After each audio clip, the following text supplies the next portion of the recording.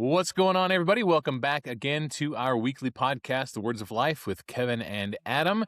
We are picking up in the book of Judges, and this week we're going to tackle a couple of chapters that cover the story of Deborah and her general Barak and the victories that God brought for his people through these amazing women with a couple of dudes thrown in there for carrying the load.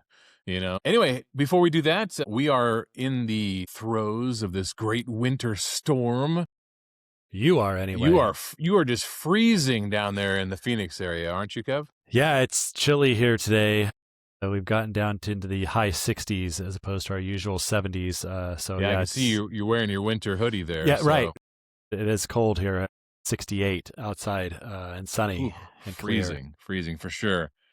Well, it's been really, really weird. Of course, all of the meteorologists are trying to make their whole year's worth of income this last week with all of their, nonstop predictions about what the storm was going to do. And they were right in a lot of places, but it's weird here in East Tennessee. We're in kind of a valley that tends, because of the topography or maybe the water, all the rivers, and I don't know why. I'm not smart enough to know all that stuff, but we tend to get the stuff goes around us. Sure, yeah. Right?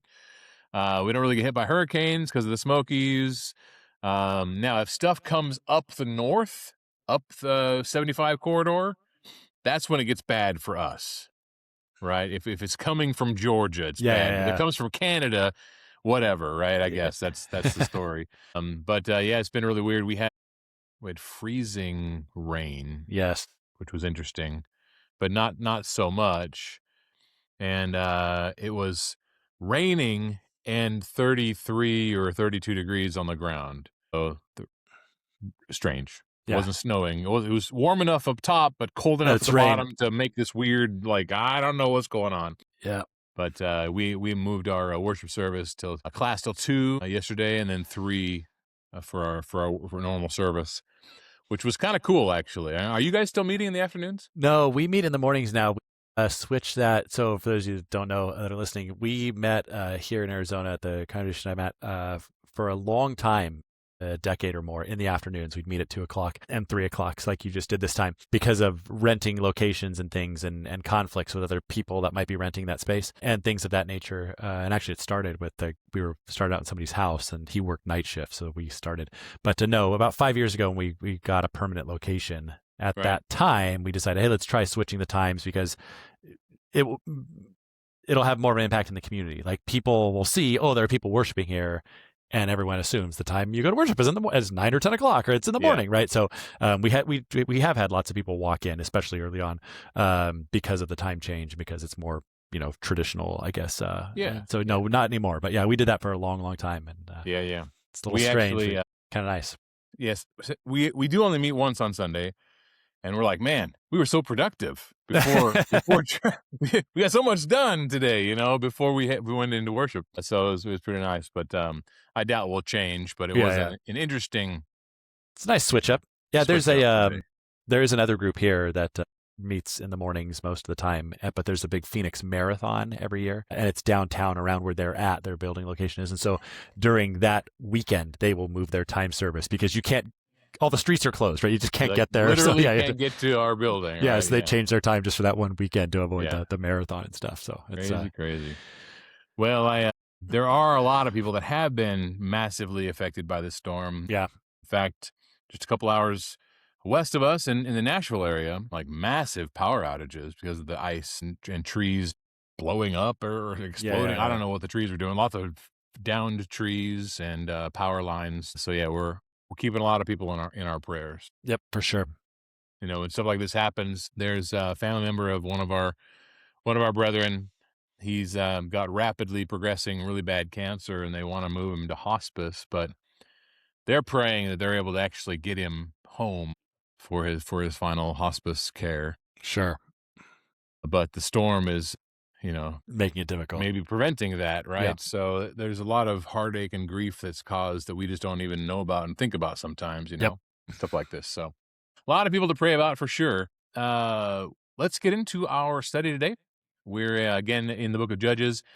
chapters 4 and 5 today. So I think what we're going to do is we're just going to encourage you to read the whole thing yourself. Kevin and I have read through it a couple times independently, and we're just going to basically bullet point the main characters, the story, and then just pull out from it a lot of the thoughts that we've had and the observations that we make. And hopefully it'll be engaging and uplifting for you guys. So why don't you go ahead and take it away, Kevin, if you want to give us a brief overview really quick, and then I'll interject. Yeah, so I think the first thing that people should realize is basically chapter 4 and 5 are the same, right? So chapter 5 is a song. So obviously the song was written after the events, but the song recounts the events. So when you look at those two things, when you're like, chapter 5 is a poetic retelling that would have been in song of the events of chapter 4, right? So chapter 4, you get everything laid out. In chapter 5, you're going to read a lot of the same things because that's what they're doing. They this great victory in song. So it's not like you get chapter 4 and then 5 comes after and it's telling you what happened in the aftermath. That's not how it works. What you got is sort of that same pattern we've seen before, right? There's an oppression that comes in verse 1. Now the people of Israel did evil again in the sight of the Lord after Ehud died. And so he sells them into the hands of the king of Canaan. They do what they do. They're oppressed for 20 years. They cry out to God, and God is going to bring deliverance. There's a woman who is judging Israel at the time, and we'll talk about that a little bit later, whose name is Deborah. She calls for a man named Barak, and she says, God has given you this message. You're going to go defeat the king of Canaan, his general, and when that's done, then we'll be able to throw them off. And so there's a plan that God has given them. They execute. They go down. They have this defeat of the general, effectively Sisera, and Sisera is defeated. His army is defeated. As he's escaping on foot, he goes into the tent, the household of someone who he believes to be allied with him, and he is betrayed by them. They kill him. The wife of the household kills him by driving a tent peg through his head while he sleeps. And so thus comes to an end Sisera, the general of Jabin, king of Canaan. And so after that, then they are able to overthrow, and the power, the military of Jabin is broken. And so they're able to overcome the king of Canaan who is oppressing them. And as typical, right, then there is rest after that time that they have until the cycle starts back up again. And then chapter 5 again is a retelling of that event in song. So like a poetic retelling. Yes. Now, what Kevin and I were talking about offline is that it's interesting that while chapter 5 is basically telling the same story again, there are more details in chapter 5 that are mentioned that aren't necessarily mentioned specifically in chapter 4. For instance, one of the things that the poem portion of chapter 5 talks about the river, Kadesh River, being a torrent that has swept them away. So there may have been some indication that all the glory of the victory is given to God. Yeah. So God may have, again, like he has in the past, used nature. He might have just opened the floodgates and, made this river overflow and this torrent and that, Now, why that's probably pretty cool is that this army they were going against had 900 tanks. Yeah. Right? Yeah. In the equivalent of like modern warfare, 900 chariots of iron, right? Yeah, Which and so it does make you feel a little bit like that could be going on, right? Yeah. So this idea, I mean, because you get these pictures of sort of the Egyptians, right? And the Egyptians and their chariots, and they go and they fight, and it talks about how their wheels would got stuck in the mud, and these, right, like God did these things, and so it does make you wonder a little bit if, even if it's not this great, like if you're thinking, Fellowship of the Ring and the Anduin, coming and wiping away the ring waste, it may not be that kind of a thing, but it may have been that it's overflowing its banks and it's whatever, and it makes the ground there difficult for the chariots, right? And this is then why the Israelites are able to overcome the superior technological military force, is because of the terrain, because God has maneuvered it and put them into this place, and it overflows its banks, and things are difficult, and right, and now the battlefield is leveled, if you will, right? Yeah. And so it is interesting the way it's described there in chapter 5:21. The torrent Kishon swept them away, right? Yeah, the ancient Kishon, torrent. that's right. Kadesh was the location, I think. The location, yeah. So again, though, not specific recounting of detail by detail, play by play, Yeah. battle, given to us. And so, but we have this obvious indication now. So Kevin gave us a really good, 300-foot view or 30,000-foot view of the story. So let's talk a little bit about some of the characters here, like Deborah, for instance. Yeah. Some of the translations say the wife of Lapidoth. Yep. Okay. So there's some speculation there that it may be not translated perfectly as saying this is her husband, this dude named Lapidoth, but what were you saying? That it could be the Yeah. So when you look at fiery woman? when you look at the names, right? The names are interesting. Mhm. Many of these names, of course, have meanings associated with them, which is not unusual. That's true for us today. We just don't think of it as often, I guess. When you sort of look, excuse me, when you look at the words, right? It says it's the woman of Lapidoth, right? But that word Lapidoth means like the torch. So, I mean, literally, it's saying the woman of the torch, Deborah, the woman of Deborah, prophetess, the woman of the torch. So, is that his name? His name has meaning, and so she's the wife of him. If we have no reference to him anywhere else, even in this story, but it could just mean a fiery woman, right? She's this fiery judge who's judging Israel. Yeah, so either way, she was definitely a woman of character chosen by God and somebody who was being communicated to by God. That's what all the prophets and prophetesses were. They were somebody that were receiving direct communications from the Lord. The ESV also translates this conversation between Barak and Deborah. And in verse 6, it says, "Has not the Lord, the God of Israel, commanded you? Go gather your men at Mount Tabor, taking blah, blah, blah." And the way that's translated for us, the way we would understand that, it sounds like, hey, you already were told to go clean your room. Why haven't you cleaned your room? Yeah. Right? That's the kind of how we read it. But as we were talking about it, sometimes the original translations, especially go back to the King James version of the Bible, uses a lot of more archaic phraseology and turning of words that we don't necessarily use before. So it may not necessarily have been to have been meant to be understood in the past tense. Yeah. More of in the present tense. Hey, God has commanded you to go do this thing. Yeah, that she calls him up there and says, hey, I have a message for you. Has not the Lord done this thing? Right? It's sort of the way it's said. And, it's almost even like it could be a rhetorical question, if you will, right? Hey, I'm giving you a command. Why? Because God has commanded it, right? And so that we don't want to necessarily read into it that Barak had this previous message and he was just ignoring it, right? Until Deborah, nags him about it. That may not be it at all. It says she summoned him. And he comes up there waiting to hear what she has to say. I have a message from God for me. And her message is, God has commanded you, go do this, right? Yep. And he's an interesting guy too, right? You're talking about meanings of names, right? His is flash of lightning, basically, is what his name means. A flash of lightning, yeah. So again, we don't know a lot about him either. She summons this guy. Why him? Because God picked him, right? Like that's effectively all we know about the reason behind that, to go and lead the people. Well, there certainly seems to be some indication that he was already a leader in some way, shape, or form, because she says, "Go gather your men at Mount Tabor." Yeah, it's likely Right. at least that he has some sort of clout within his tribe, right? That he is a leader of the people, or he is an esteemed person of the people, whatever. Yep. And so he's able to get these, because otherwise it's like, I mean, certainly he go around and say, God has commanded me to do this. But how does he rally 10,000 men, right? He's got to have some sort of clout or prestige or something to be able to do that.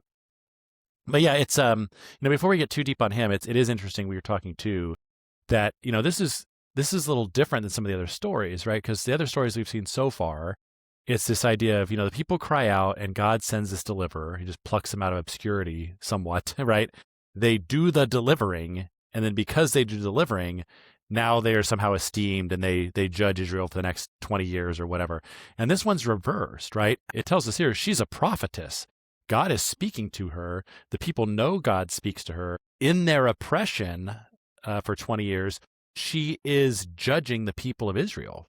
She has, at this location, verse 5 of chapter 4 says, she would hang out under the palm trees between Ramah and Bethel in the hill country of Ephraim, and the people of Israel came up to her for judgment. So they're coming to her to hear what is it that God says about this, that, or the other. So she is speaking for God and judging the people, and how we would think of judging the people, like when you saw Moses and these kinds of things, and his father-in-law is like, these people bring all their problems to you all day. This is too much, right?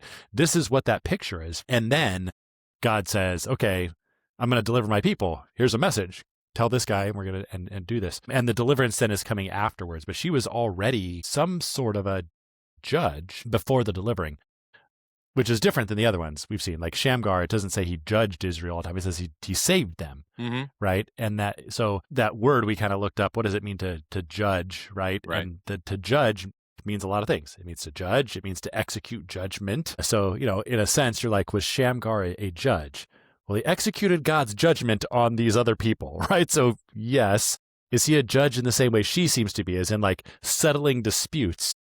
Not necessarily, right? But she's clearly that, right? So that the term judge doesn't mean this universal, every single one of these people operated the same way, right? It's just a broad term we have applied, right, to it. But this is more what we would think of, like, how it talks about Samuel will go on his circuits, right? He will go around and judge the people of Israel, and on these kinds of things. And the people coming to Moses for judgment. She's that kind of judge here in the story before she calls Barak to go do the delivering afterwards.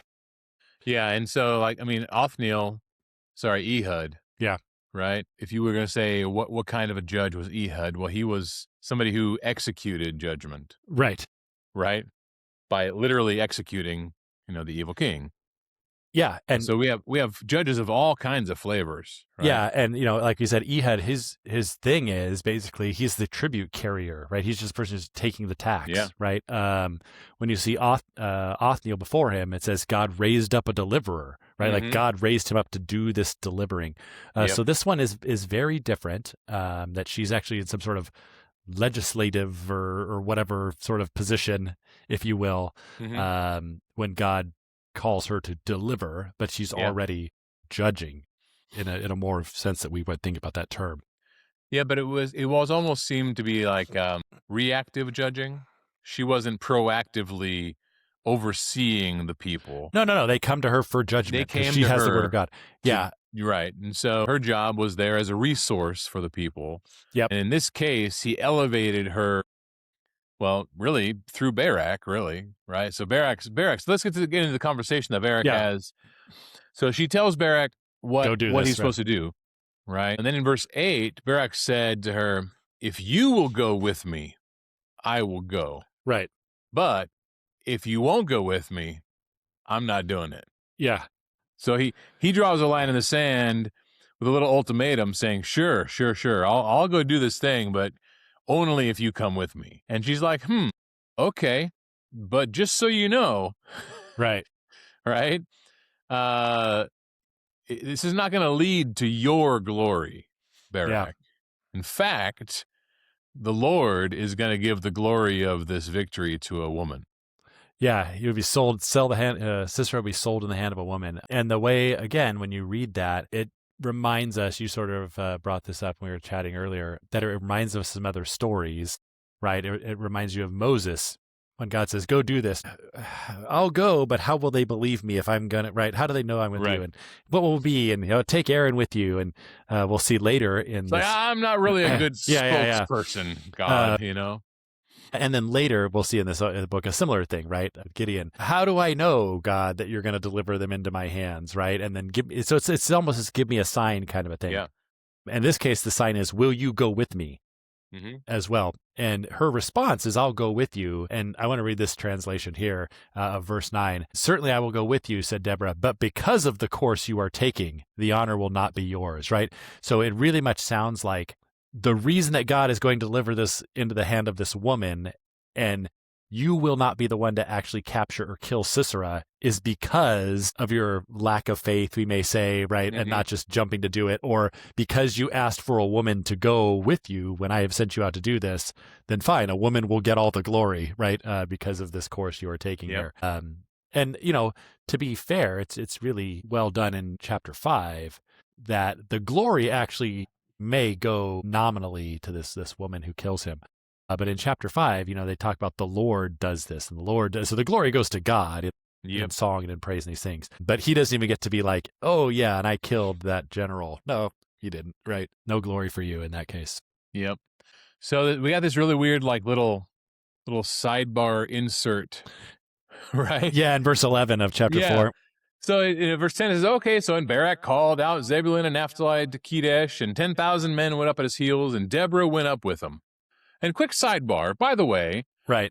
There's this dude named Heber the Kenite. Right. A long time ago, he moved away from the rest of the Kenites, and he set up shop in this one spot. Yeah, which is near Kadesh, right? Yeah. So just so you know. Just so you know. Who's this guy? Throw it out there. Yeah, what's after the story? He will become important later, right? Like you can move 11 down to 16 maybe, and the story flows a little neater there. Yeah. So then it goes back, and it starts talking about the battle again, right? Sisera and all the things that he did. Then it comes time for the day. And so Deborah said to Barak, up, for this is the day in which the Lord has given Sisera into your hand. Does not the Lord go out before you? So Barak went down from Mount Tabor with 10,000 men following him, and the Lord routed Sisera. The Lord routed Sisera. That's right. And all his chariots and all his army before Barak by the edge of the sword. So Sisera got down from his chariot, and he ran away. And that's where Barak pursued him and the chariots, and all the army fell by the edge of the sword. Yeah. Not a man was left except for Sisera, apparently. Who's running, right? He's on the run. Yeah. He takes off. And so, the way this plan works out effectively, right? Because you're like, how did this go down? It appears that the plan was gather this large group of people and go to this location here. And what will happen is, because it says when Sisera is told that he'd gone up to Mount Tabor. So the idea here is that Jabin and Sisera see this as a sign that they are planning a revolt. Right? A large army is gathered. So she says, I will draw him out. How does she draw him out? She draws him out by just saying, get this big group of people and go to this location, right? Mm-hmm. Muster this, and word's going to get around. Hey, Barak is mustering this large force. I think they're going to try and rebel. Send out the army, right, to crush this rebellion. This is what the picture is here. Yeah. And when he comes out there, then the Lord delivers them into his hand. And it seems perhaps that part of the reason that's happening is because of where they've gone and what they've done in the river, and what it means they've chosen the battleground which God has chosen, because she said go to this location. Mm-hmm. And they're able to defeat them in that way. And so the result then is Sisera takes off running to try and flee for his life. And now we understand why this person was introduced, because that's where he goes, right? He flees to the household effectively of this guy. Yep. Heber the Kenite. Yes. So picking up in 17 says Sisera fled away on foot. So he's running. He's doesn't have his horse or his chariot. He's running away on foot. And obviously it was a pretty long, brutal day for him, because he finally gets to this area where the Heber's house was, or his tents were. Jael, his wife, comes out and sees Sisera. Yeah. And obviously recognizes him. I guess this guy was pretty well known. Well, or he's at least some sort of accoutrements that would suggest, oh, this is a general amount of power and whatever. Right? Yeah. Somehow she knows. So I don't know. She must have been super sharp and just instantly knew exactly who he was and what she had to do. Yeah. Because it seems like a very thoroughly thought out little plan here. Yeah, it doesn't look like he goes directly even to her, right? He fleds to the house of Jael, right? Because there's peace between Jabin. So again, the picture is Jabin is the king of Canaan. There's the Israelites that they're oppressing. The Kenite, Heber the Kenite, who is not Jewish, right? I mean, the Kenites are related through, it says, Moses and his father-in-law and that sort of thing. That's where they came from. But he's not being oppressed. They're friendly with that house. So that's why he's fleeing there. But when he shows up, was from Midian. Yeah. Right. So when she shows up on the property, effectively, right, his estate, his lands, whatever, she says, "Oh, my lord, please come and turn in, and I'll hide you here in the tent," kind of, right? Like, yeah, but she's. It's clear the way the story plays out that she's intending to do him harm, and not that she changes her mind later, right? Like she is somehow, I'm going to get this guy, right? Yeah. We don't know what her beef is with him, but she's clever. Yeah. Turn aside. Don't be afraid. You got nothing to worry about here. Right. I'll hide you, right? I'll hide you under this rug. Come on in. Yeah. And then he's like, oh, thank you. I'm so thirsty, Yeah. you know? I've been Can I have fighting and some running all day. water? Yeah. And she's like, I've got something better than water for you. And so she gives him milk. And in chapter 5, it actually says she gave Yeah. him like curds Right. in a royal like vessel, a big Yeah. bowl of fancy. She brought out the china for this Yeah. guy and served him well. And either because it was milk and calming and soothing, or maybe she roofied it. I don't know. Right. But he obviously felt good enough to fall asleep, Yeah. right? To his demise. So yeah, so take it away there, Kev. Yeah, it is. It both chapters do make special note that he asked for water and she gave him milk, right? Like Yeah. both of them make a point to tell that. I mean, and so it's strange because it's one thing for the history to say that. It's another thing for be like, let's memorialize this in song forever, and we'll be like, let's have a verse about how she gave him milk and curds instead, right? So, like you say, either what they're implicating is the milk makes him sleepy, all right, or it's just that it makes him feel safe because he's just, please give me a drink. No, let me spread out the red carpet for you. You're safe in this house. You are trusted. We're, and it's almost even this picture perhaps of I am giving you hospitality. That may be it as well, right? Which is a big deal. I've offered you hospitality, therefore you are safe under my roof, right? Think sort of the Lot story, right? Brings these people in off the street. No, they are now my responsibility. And so I've given you milk. I've given you food. I've set out this spread. You are a guest in my home. You are under my protection. And Also so, interesting that he actually says, he instructs her. Yeah. Say, hey, if anyone comes, you tell them them I'm not here. That's right. Right. And so he does. He lays down, stand there. I'm tired. I feel safe. I'm going to take a nap. Right. If anyone comes, you say no.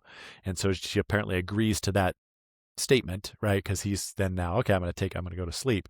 And then when he goes to sleep, she goes and she gets a tent peg and she drives it through his head into the ground. Right. So he's laying on his side. She impales him with a tent peg through the head into the through earth. His temple, it says, right? Yeah, and so she kills him, and so thus fulfilling the prophecy, if you will, of Deborah, that he will be delivered into the hand of a woman, right? In 26 of chapter 5, she sent her hand to the tent peg, her right hand to the workman's mallet.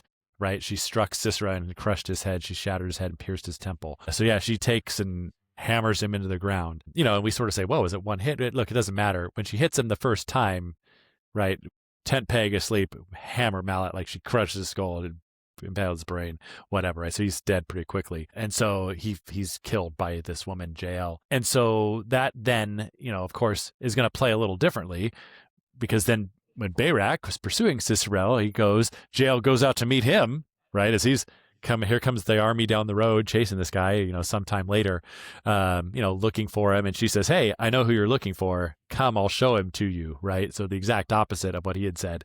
And so again, does it play out this way really, or is this just how it's recorded for us in the verbiage? Right. Does she say, I'll show him to you, and doesn't tell him he's dead, and then she just opens the tent and there he is pinned to the floor, right? I mean, that's how it reads, right? That, hey, I show him, and there okay, great. Let me think I got him tied up. No, he's already dead. I killed him. Here he is. Yeah. When they find him that way, she's left him that way for them to be like, see, this is what I did. He's dead. He's like, you clean it up for me. I did all your work for you, right? So yeah, it's pretty gruesome, but it's also like God is highlighting these women that he's using to bring about great results. Yeah. In his will. So so often the characters in the Bible are represented and they are men. And so we tend to think about the servants of God all being male. But it's always good to remember that God used women all the time, and he glorifies them, and we can't do our jobs without them. That'd be an interesting little topical study one time, just highlighting all of the great women in the Bible. If we wanted to do that sometime, that'd be great. I think about Ruth and Naomi, right? You think about Esther. We talked about Esther a couple years ago. There's so many. The list is huge. So often we talk about the great heroes of the Bible. They're all the men, like Right, David right, yeah, yeah. and Goliath and Samson, and and all these things. But so many cool stories. I mean, come on, man, this lady was awesome. Yeah, She took a tent peg and drove it through a man's head. I mean, what? That's just yeah. that takes courage Yeah, and because as strength. well, I you know, mean, you think about what's happening here too, right? So they've routed the army of King Jabin, of who it says they are friends with them, right? So she is effectively betraying this alliance, if you will, right? There's no indication that she has talked this over with her husband or any sort of thing. She just perhaps sees the political winds changing here, right? And goes, I'm going to see that God is delivering his people, and I'm going to get on the correct side of this. I've seen this story play out before, right? So I'm going to get on the winning team here, and I'm going to ingratiate myself to Barak and to Deborah and to God by fulfilling what he's clearly doing, which she would know, because look, this is a huge upset, if you will, right? That the chariot army has been destroyed and he's on the run. Okay, so I know which way this is swinging here. And what happens as a fallout of this, of course, is it says there, so they've killed now Sisera, but Sisera is not the king. But they've killed the Sisera, who's the general, and they've effectively wiped out his might and his army. And so what happens then, it says, is so then the Israelites are able to press against the King Jabin of Canaan, and they then press harder and harder and harder until they are delivered from him, right? They destroy him. So this one military loss, leads then to the shift of the balance of power. yep. And so they're able to throw off his oppression, though it It was takes the some biggest period of time. domino. Yes, the biggest domino's fallen, so now they're able to drive Yep. them out effectively. And so then what you'll see then, which is again like the stories play out, but we don't see it in chapter 4. We have to go to the end of chapter 5 after the song is recorded for us. Then it says, and the land had rest for 40 years, right? So once they're able to throw him off, we see this again, sort of generational period of peace, right? That the people in the days, how long is 40 years? It's probably the rest of the time that Deborah and Barak are around, right? And these people are doing the things that then everyone's following the Lord and doing the stuff, and God has delivered them, right? And then it will start over again sort of after that. But it's that same period of 40 years, 20 years, 80 years. You see these periods of peace after the deliverance. And then every chapter starts with, and then they did evil again. But we'll get that reprieve here as well, which we assume what is happening at that time, right? Barak is likely administratively, militarily going around and cleaning up some of this stuff. And it's likely Deborah, at least for a period of that time, is doing the same thing she's done, right? She's still continuing to be the prophet of God. She's still speaking for him. People are still coming to her for judgment, as it may be. It is a little curious, as you kind of think about that there. Some have said, I don't know that this is accurate. It's something maybe to think about, that the picture of Deborah sort of leading and ruling and being the judge and the prophet is a picture of the sort of decay spiritually that is going on in Israel, right? Why is it that the high priest is not the one that they're going to for judgment? Why is it that the priests are not doing their job? Why is it that a woman is the one who is the judge? That may be true. It's possible. Though certainly if it is, God is speaking to her. She is a prophet of God. If that's the case, it's because God is using that as a lesson to the people because they've done that. So he chooses her and uses her, right? But we shouldn't denigrate Deborah in any sort of way as like, well, she's just had to step up and do some man's job because they weren't doing it, right? It may be God using that picture to further show how Israel is, as we'll see, the phrase gets used, every man doing right in his own eyes. The priests are not doing what they're supposed to do. And so you have this degradation. And so this woman, God has chosen and raised her up. But, we shouldn't think of her as some sort of usurper or anything of that sort. No, not at all. I mean, how many people do we know in our lives that you'll have a faithful wife Yep. and an unfaithful husband? And the wife just has to step up and do what's right for her family in serving God and raising the children up in the way that she knows to be the best, Yep. which is in the Lord. There's so much strength in so many women like that I can think of, Yeah. And so who knows? I mean, yeah, if God has called men to be leaders, the book of Ephesians talks about Christ being the head of the church and the husband being the head of the wife, et cetera, et cetera. That we have these roles to play in this life that God has designed for all of humanity. And so, when you have like this imbalance, if none of the men are now serving faithfully, righteous women are going to step up and do what's right. And Yeah. it may have been the case in this time period where Deborah was just saying, "Listen, I'm a woman of faith Yeah. in the Lord. I'm a fiery woman of faith, and I'm just going to do what's right." Yeah, and that's And an interesting idea, because when you look at chapter 5 in that song, right? And so you have this prologue. If we just break down a little bit, there's this sort of intro prologue in the first 5 verses, right, or so. And so then you have the setup, right? So the story really begins in 6, right? And so 6, you have this statement, right? In the days of Shamgar, son of Anath. Okay, well, that's the one we read about the very end of chapter 3. It says, with an ox goad killed 600 Philistines, right? So in those days, right, the highways were abandoned. The travelers kept the byways. The villagers ceased in Israel. They ceased to be until I arose. I, Deborah, arose as a mother in Israel. And so there's this period of like, yeah, Shamgar is doing this delivering, at this period perhaps after Ehud, perhaps concurrent with.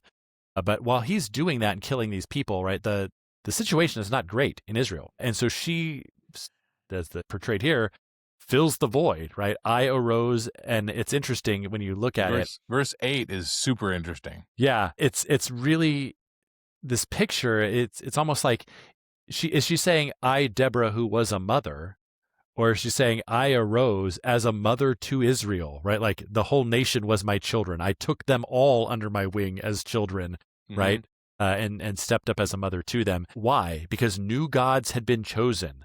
Right? War was in the gate. There was no shield or spear to be seen among 1,000 in Israel, right? And so it is this picture of there is no one there. There is no one doing the things they should do. And so she steps up as a mother, right? To mother the people, and fills into that role and does sort of, as you say, right? This picture of, I will raise up godly children. Yep. Though in this case, that will be the nation itself. And to be fair, she does say this picture as well in 9.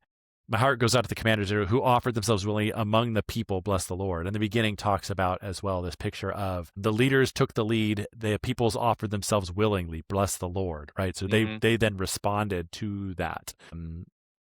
And that is why it appears, right? She does this thing, she steps up, God is speaking through her, people are coming to her, people are responding to her and to what God is doing through her. And so that is this sort of, the people cried out and responded, and God then raised a deliverer, in this case Barak, to do the actual military delivering of the people. Yep. Yeah, it's pretty fascinating. So that about sums it up, I think. There's a lot we can probably nitpick and pull out from there, but at the end of the day, we have this another period of time where God's people had gone a different direction, away from the Lord. The faithful remnant stood by and remained faithful. This time it was Deborah, chosen by God to remain faithful, to be someone that could still bring righteous judgment to the people, and then ultimately bring God's will about by using people like Barak and Jael rising up to do the deed that she did, right? So lots to be praised, a lot of lessons to be learned for us today. Very good. Any last little summations you can think of? No, it's just interesting that you used that word there, remnant, and that's in the song as well, right? The remnant of the lords of Israel, right? The remnant of the nobles marched and did these things, right? It's that picture of this small group of those who are listening to God. Are they totally faithful? No, but they call when answered, right? That God has said, we will go, we will do, right? And he brings it. Although it does say that there were those who answered the call. Yeah, and there's some who don't. There were some that were called out, like they just stayed home. They didn't do anything. Yeah. That is interesting, because you're right. When you look, we talked about this before in chapter 4, it's like, go get some men from Naphtali. Okay, great. And he raises 10,000 men. But when you read chapter 5, there are other tribes mentioned as well that do. And then there are some tribes who are called out, right? Who where were you, Dan? Zebulun and Naphtali risked their lives, but Gilead stayed beyond the Jordan. Dan stayed with his ships. Asher sat at the coast, right? These tribes didn't do anything. They just sat home, and all these other ones helped Don't worry, you losers. We got you. Yeah. Crazy. So good stuff. All right, next time we will get into another super famous and fun story as we get into the story of Gideon. Another story of faith building and God using one of the least to bring about his will. And then he just proves that he doubles down on the least of the least in this story. Yeah. Next week. which is really great. That's it for us now. I hope you enjoyed our study of Deborah and Barak from Judges 4 and 5. If you have any questions or comments, leave them down below. And we'd love to have a little more interaction from y'all. Until next time, we'll see you then.